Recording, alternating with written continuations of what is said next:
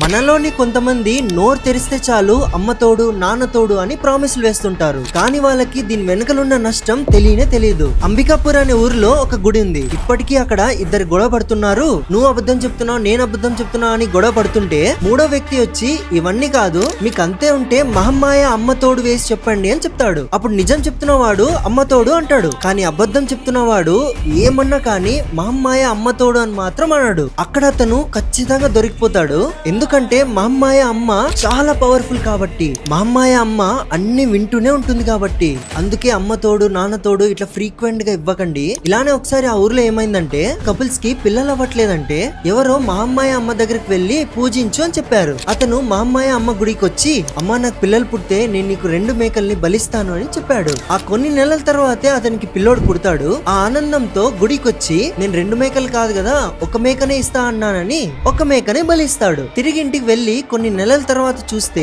ఆ పిల్లోడికి చెవులు పనిచేయట్లేదు, నోట్లోంచి మాటలు కూడా రావట్లేదు. అంత నిష్ఠ అన్నమాట.